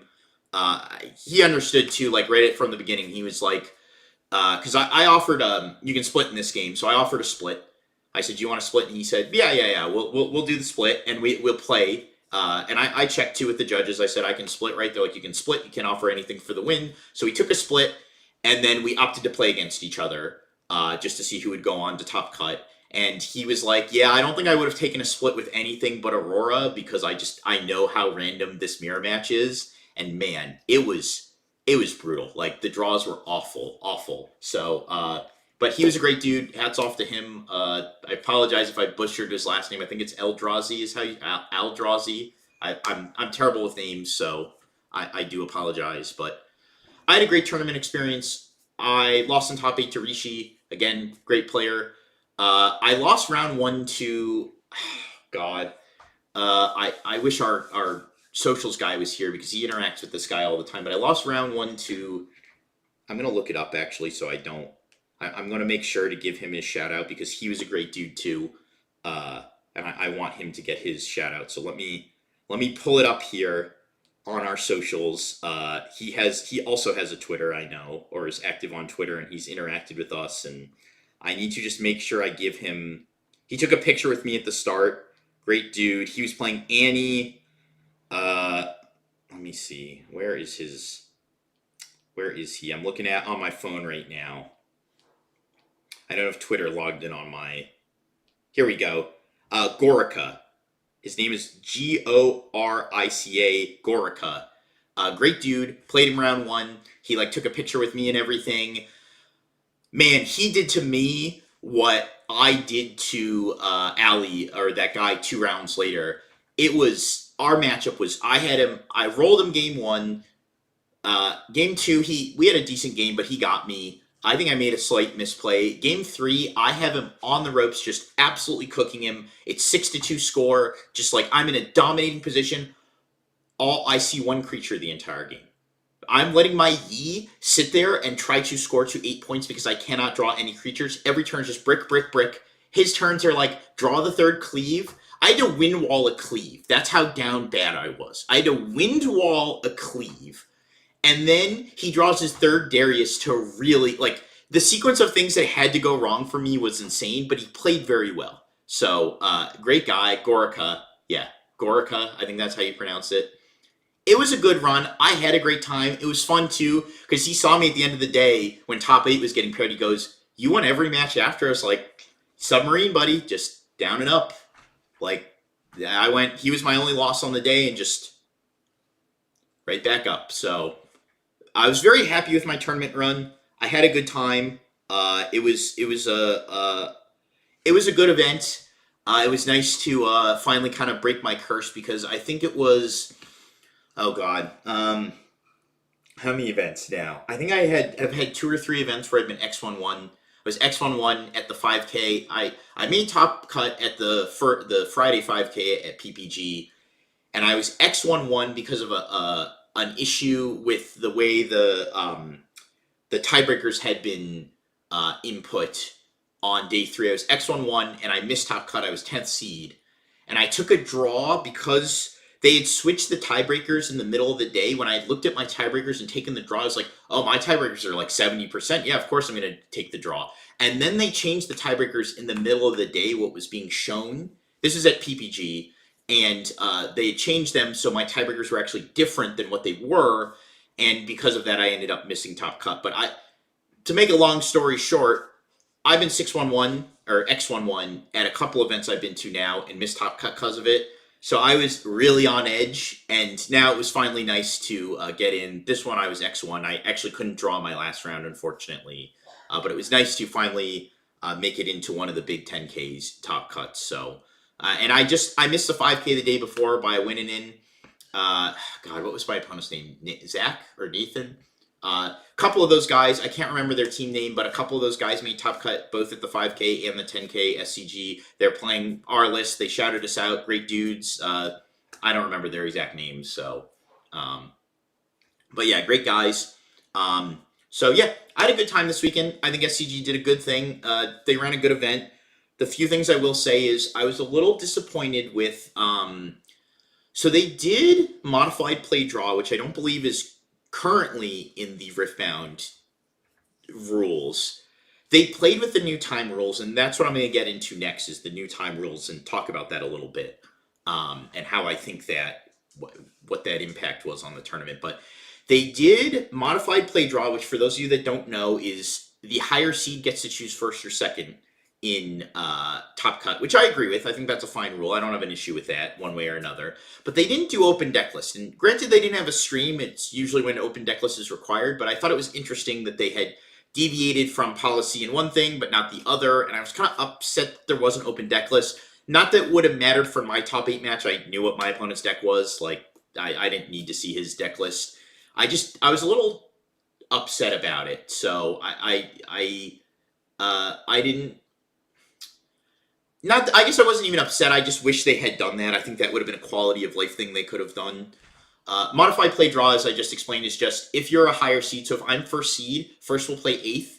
As the first seed, I get to choose first or second instead of rolling a die for game 1. And that continues the whole way up. So if I'm first seed, I'm going to get to choose no matter what opponent I play against. If I'm 4th seed, I get to choose against 5th through 8th and so on and so forth. I was the lower seed, so I had to go second game 1. Which I should have won anyways. I had my absolute nut draw, The judge even, my opponent could see I had my nut draw too because I was already, doing it to him. And the judge actually was like, oh, you guys started before time, we might have you reset. And he could see I had my nut draw, and he at no point was like, yeah, I want to reset. He was a great sport. Rishi's a great guy, so more praise to him. But what I want to talk about now, a little bit, is the new time rules. So at this SCG, and this is probably going to be our last topic of the night, but at this SCG, they decided to enact the new time rules, which for those of you that don't know, RIFTBOUND previously was 50 minutes, and at the end of time, you'll play 3 turns each, so 0, 1, 2, 3, 4, 5. The new time rules is 60 minutes, and 0, 1, 2, 3, so you'll get 2 turns each. Here's where I think the problems, this is the upsides and the downsides, and I thought about this a little bit. When it first got announced, I was pretty happy. But the more I thought about it, the worse it kind of got, because here's my issue, and I don't think there's a fix for this because of the way the game is. So, if you've played enough RIFTBOUND, you'll understand that there is a lot of there's a lot of turns where you really have to go in the tank. No matter how much you've played the game, you can't autopilot your way out of some of the math problems you have to do. When trying to think about buffs, when trying to think about combat math, when trying to think about, because of the way there's so many variables in combat. There's so many, multiple units attacking multiple units. There's so many buffs, debuffs, watchers, falling stars, zebras, tigers, my oh my, you've just got everything getting thrown at you. And you have to think about how to play around all these different things. And some of these turns you really have to think about, more so than other card games. And I think there's more, in a lot of other card games, there's 1 crucial or 2 crucial turns where you really have to go in the tank. But in this game, it feels like there's multiple turns where you have to go in the tank to play optimally. And it chews so much time off the clock. And this is a problem for a couple of reasons. One, it makes it for, especially if you're utilizing this properly, when you're playing against a newer player who's taking slow naturally over the course of multiple turns, it's very hard when you get to the end of, I'm playing fast, right? I'm playing an Aurora deck, I'll be real. There's not a whole ton of thought, but there is some turns I have to go in the tank. But it's very hard especially when I'm playing against newer players, and I'm very friendly to my opponents. I think one of my complaints from the weekend was that I did a little too much hand holding at times, where I was giving players a lot of takebacks. I was being very lenient with players who were taking slow, just like being very lenient, like trying to like players who are making life mistakes. I've been like very lenient with. So um, all that considered, though, is like being very lenient with time. And the problem is when I have to go in the tank, my opponent has already chewed so much time off the clock that I can't properly tank sometimes because they have taken so much time. Not so much that they're being malicious, but an amount of time because these turns take so long. And I understand it. It's not a lot of like I'm seeing players like turn 1 they're in the tank. It's like turn 3 they're in the tank, and it's not even like an egregious tank. It's just like yeah, there are a couple things that I could do to them next turn that would make them have to go to the tank. And I think this game presents a lot of those moments where players, especially less experienced ones, are constantly having to go to the tank. And it makes it hard that during the end of the game, when you really have to go in the tank in those 2 or 3 crucial turns that I talked about earlier, you've already lost so much time on the clock. Even when you're playing against good players, it feels like there's so many tank situations in this game. And I think that's a design flaw. I don't know there's much they can do to make that better. Um, but I will say where the time rules play into this is that what happens is this is what everybody does. And I think they realized this is they said, what if we add 10 minutes and take these 2 turns off because we recognize that players are just, once they hit the time, they're just like, I'm going to take as long as I want to tank. And the thing is that those last couple turns, in 3 turns each, you can win a game in that time, especially if you're in the middle of the game. 3 turns is enough to actually win a game that's not stalled out. So like you can reasonably win the game in that time as long as you're playing well or things are going your way. The problem is a lot of times, players are tanking as much as they want in these turns. Like they're literally just going into the tank for like 10-minute turns. So that's probably what they thought is like, okay, 2 turns, 10 minutes for 2 turns is probably better. But some things they didn't consider, in that is that one, sometimes you just win the game before the end of those 3 turns. So like you're getting those 2, you're just, the game is over in those 2 turns anyway. So now you've added 10 minutes to a clock situation that necessarily didn't matter. The other problem is players are still taking just as long. They're going into the tank for just as long on those 2 extra turns. So they didn't really change the time issue. They just kind of altered it. Like they've just like the amount of time spent is still the same. It hasn't changed. Players are still where they were taking those 2 extra turns. They were taking like 5 minutes each. Now they're still taking the 5 minutes each, and players are taking the same exact amount of time before. But now what you've done is you've actually eliminated turns where the game could have ended sooner.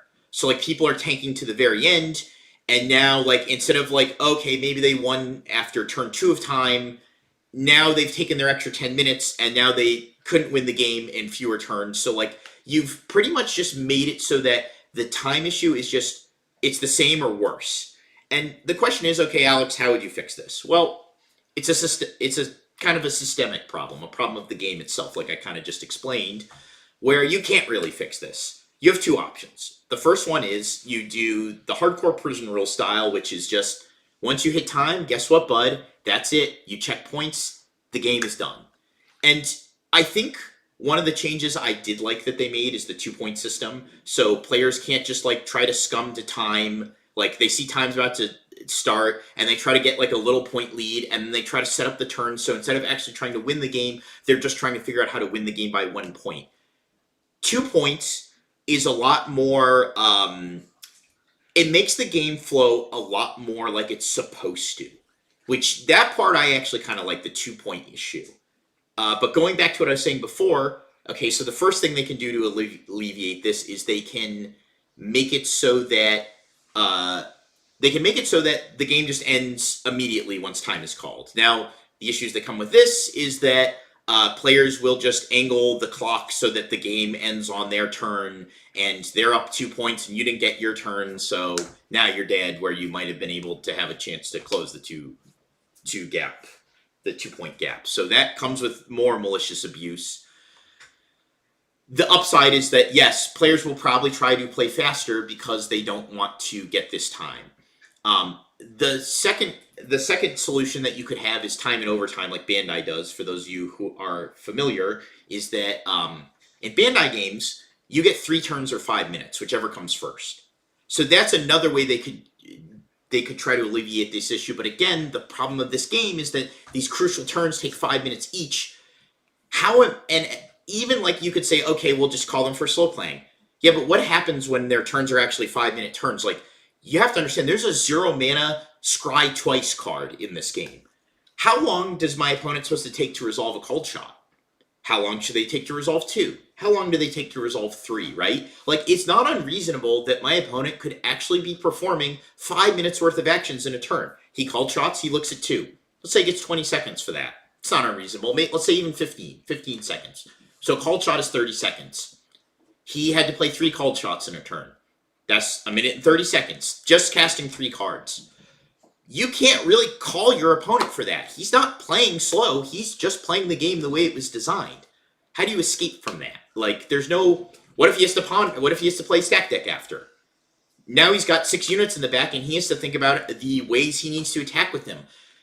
I'm going to tell the judge every time, Judge, if you couldn't possibly figure out a way that I was supposed to attack in the 30 seconds that you gave me, how could I figure that? Like, you couldn't figure it out. I might be a more experienced player, but I probably couldn't figure it out either. So the game just takes so long that I don't think overtime in turns is feasible. And that's, again, this is a systemic problem. You can't have chess clocks because of priority sequences. Like, that won't work.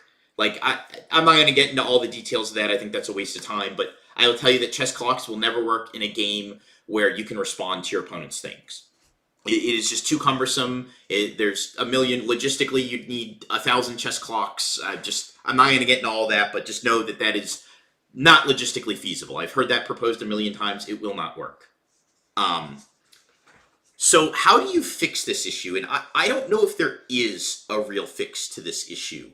Now, I have not seen players be as malicious with this as I initially thought they would be. I think everybody's trying to play at pace, and I think that the turn solution is a good one, the untimed turns, because people are less malicious. They have all the time they want to think about their turns, so you don't have to worry about, he slow played me, he angle shotted so that the clock would end on his turn, yada, yada, yada. Like, you got 2 turns each. Usually that's enough to close the gap.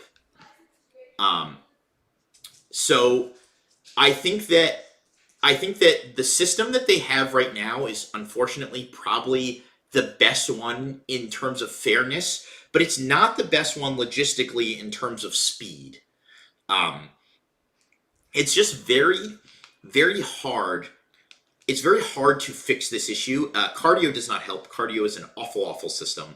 I'll say that publicly. I think Cardio is an awful, awful dog shit pairing program. I wish they would use something like Top Deck GG, for example. Just a much better system. Both the Charlie's event and the PPG event were both using Top Deck GG. That was a much, much cleaner system. There was no crashes. There was no issues. So I will put it out there and say that I think Cardio is dog shit, but that's a whole nother issue for a whole nother live stream rant. I don't know how you fix all these logistic issues, which is one that I think Riftbound kind of faces. 9 rounds went till 9 rounds, which was supposed to start at 9:30 for Texas. For those of you who were there, ended just after 11:30, if I'm not mistaken. That was 14 hours to do 9 rounds. That's unacceptable. With the new system, did I notice more draws? No, I think, so that's a second part I was going to get into, is the way, something I actually like about this game that I hate about other games is that it's really hard to draw in this game because every game goes to a life check and determines who wins that game based off that. I think it actually makes it harder to draw, as opposed to most other games where they just go, oh, it's game 3, there's no winner, you're in time, draw.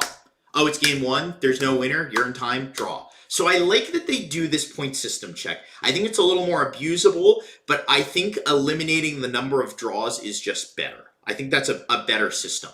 I like that better. It scares players too, I think, into trying to to try to like kind of play a little bit faster because nobody wants the loss, right? The loss is scary. Draws are bad too at a certain point, but some people are more some people are more willing to be like, yeah, I'll take a draw. It doesn't eliminate me, whatever. Whereas like the idea of a loss obviously terrifies people, so it kind of keeps them on their toes a little bit. Okay, like I don't want to devolve. I'm getting baited into answering this chess clock question. Let me ask you logistically. There's going to be 2,000 players probably at these events. There's 1,500 at Europe. You're going to have 2,000 chess clocks on every table. You want them to provide 2,000 chess clocks that they have to set up, pick up. Are you going to require players to bring a chess clock now? Is that what's required? Like, think about this logistically. I'm not even talking from a game perspective. I'm talking about from a TO perspective. You're a TO, and now you have to bring 2,000 chess clocks to this event. You have to set those all up. You have to make sure they're maintained. Make sure players don't break them. Make sure to pack them all up afterwards. Bring them home. What's a chess clock run nowadays? $10? $20? Like, think about that logistically. Are we going to enforce chess clocks at locals? Will SCG have to provide chess clocks? Will players provide the chess clocks? Like, think about this. Yes, Judge, my clock is broken. Go get me a replacement one. Like, yeah, Riot integrated chess clocks. Like, think about this logistically. You could have it in the app. That's not an unreasonable solution there, Z-Rob. That is actually a somewhat reasonable solution. But now you need, what, players to have their phones on the table? Like, I mean, that's already against the rules. So what, players have to have their phones on the table, and what, they're both pressing the same person's phone? Are they pushing their own phones so, like, the phones are communicating with each other? That could be one, okay. You both have a chess clock, but, like, this opens a whole bunch of issues, too, where, like, you have reaction windows. Like, for example, my opponent plays a unit with a when played effect. I have a reaction window. If I'm tapped out, do I get that reaction window? Does the game still force me to press the button when I'm tapped out? What if I have Call to Glory? Technically, that's a one I can play when I'm tapped out. Like, it's just like, there's so many logistical issues that come with this. Like, do they have to remember to press it every single time? I've seen chess clocks proposed infinite times. I could make a whole hour-long stream as to why I think chess clocks won't work. I could probably almost write like a college thesis. I could write you a $30 guide on why I think chess clocks will not work in a card game. Someone's had to have written an article before. I can't imagine someone hasn't written an article for or against chess clocks before. But in a game like this, where there's so many priority sequences that are constantly appearing, person has to keep pressing the chess clock over and over and over again. Think of how many times you're going to press the chess clock more than Magnus Carlsen does in a 12-hour game of chess. Like, every time my opponent plays a win summon effect, I have to press the chess clock. Every time they move into showdown, press the chess clock. Like, every time they activate any ability, press the chess clock. Anytime you tap something, press the chess clock. Like, what about mana? Technically, what is it? Floating power is a reaction, so you always have a reaction online. Like, that's a reaction-based ability. Do they have to press the chess clock every time they have a rune on board because they have a reaction? All the issues you have, yes, they have, yes, but do you want this to be speed chess? Players aren't signing up to play speed chess. You have to think about you also have to think about player quality of life experience. Do you think card players want to show up and have to be, these have solutions. You're right. You could press a chess clock every time. It's not unreasonable. I think it is unreasonable, but it's not unreasonable. Do you think players want to do this every time? You can't react to adding resource. Resource is a reaction itself, though, so you'll always have something that could react to anytime your opponent does something that opens a reaction window, your opponent could react to it because they have a resource. That itself is a reaction. Yes, it's a quality of life thing, too. Do you think players want to show up and have to now think about, on top of thinking about all the other things, what I was talking about with all these long-ass turns, players want to have to sit down and think about pressing the chess clock every single time they make an action. Chess moves are much simpler. It is just one action back and forth. You move a piece, you press the button. You move a piece, you press the button. it's very linear. It's very simplistic. It's just I'm moving a piece. I write it down. I write down where it moved. I press the button, and that's the same every single time. Yes, I think chess clocks. So chess clocks hurt when you play against control decks because I actually think so. The mythos behind control decks is they take longer to play, right? Because they're the big brain deck. But I actually think the player who ends up taking longer is the player who plays against the control deck because the control player's options are usually very simple. Understand what removal I'm using this turn or spending and leaving up and what I need to leave up for is oftentimes much more simpler than the guy playing against the control decks who actually has to sit there and go, fuck, how do I navigate? He has to think how he has to navigate all the removal, where the removal guy just has to sit there and go, yeah, I have combo in hand. I don't have to do, like, I'm good. I don't have to do anything. I can just combo his board off. Like, this is great. So, yeah, I just don't think you're right. It hasn't been tried, but, like, how is this going to impact player experience, right? That's what I'm thinking about is like, do you think players want to go to their locals and play with the chess clock, go to their store show, what do you call them? Whatever the one directly above local that you get a buy from is.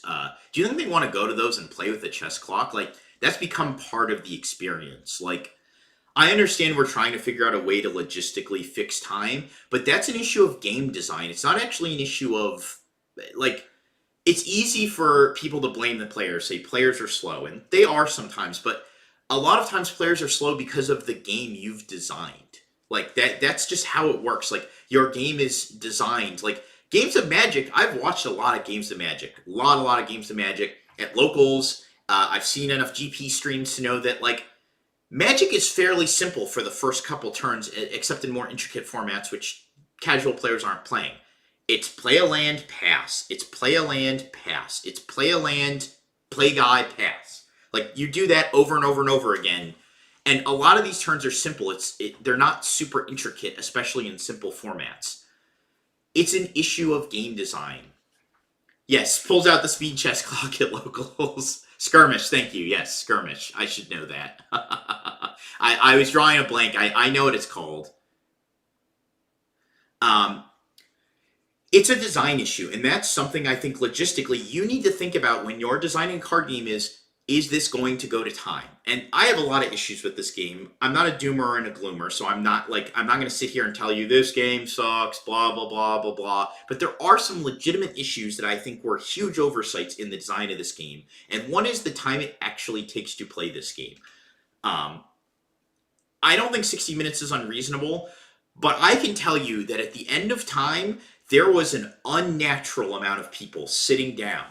Like, I should have done a count. I regret that. I really should have sat down and every round counted how many people were going to time every round, like sitting down. But there was a lot. I would say more than 5 matches, which is 10 people. Maybe even more than 10 matches, 20 people were sitting down at the end of rounds, either just concluding their game or still playing.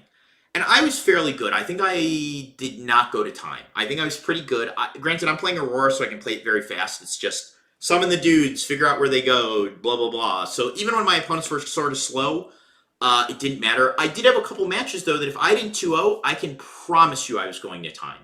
100%, without a doubt, I was going to time. Best of one, I don't think you can do best of one. I don't think that's feasible, as much as I would love it to be. But a lot of locals have to do best of one for this game because it takes so long. Like, that is true. We see a lot of locals doing best of one for this game because it takes so long to play, and you're starting locals at 5 o'clock. It's like even 4 rounds, an hour long, plus the overtime turns. Sometimes it's like an hour and 20 minutes a round. Like, nobody wants to stay at locals till midnight on a Thursday or Wednesday or whatever. How could they make it faster other than best of one? I think it's a problem of the game design itself where they probably could have designed the game to be more, well, it's a lot of reworking, to be honest. But I think one of the big things is how combat works because there's so many numbers. It's multiple dudes coming in against multiple dudes, or like multiple dudes going into battlefields trying to block against multiple dudes. There's so much math that's required to do all this stuff where, like, combat math in, I'm trying not to use Magic, but, like, combat math in like Yu-Gi-Oh is like a little more simple. Their turns are more spent like comboing and setting up unbreakable boards and trying to play around like specific items, where like that stuff though you can learn just from muscle memory. You can learn that stuff from playing a lot. Like you can grind that time optimization out. You cannot, there's no amount of grinding that can make you do simple math faster.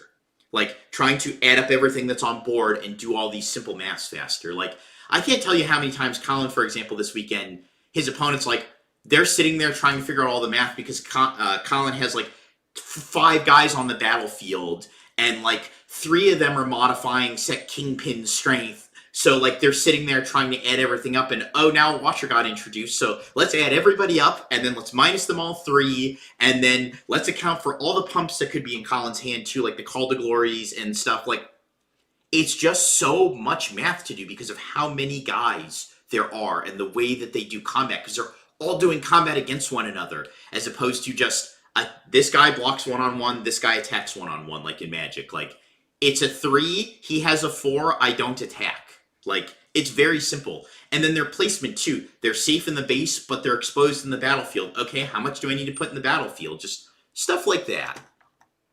My local skirmish was 7 p.m., went to 1:45 a.m. How many rounds was that, Burger King? I think people will begin to play faster. I do agree with you, Rowan. As the game goes on, people will start to play faster because they'll understand the parts of the game that can be made faster by understanding the game. But the parts that can't, like the math, there's nothing I can do, there's no amount of grinding I can do to figure out how much power Colin Kaiser's set Kingpin has at this stage of the game, because he's got 5 dudes behind it and I've watched him. Like, how much grinding, like, I can do more basic arithmetic, like I can do quick maths, like I can practice that, but, like, is that an aspect of the game that I really want to be practicing, is how fast I do math? It's called homework, bro. Do math faster. Yeah, okay, like, come on. getting gamers to get, we're talking about, we've gone from, I want all the gamers to use a chess clock, and I want them to be better at simple arithmetic. I want these motherfuckers to wear deodorant. I can't even get them to do that. That's a 20-second, like, hop in the shower, bud, that takes 5 minutes. We want them to do better arithmetic and use chess clocks? Good fucking luck. Like, it's just, yeah, the tools to track 20 plus might, maybe this would convert better as a digital game because it would do all the math for you. Like, that's kind of a nice thing. Like, it'd be cool if, like, yeah, there was, like, a digital way to have it track.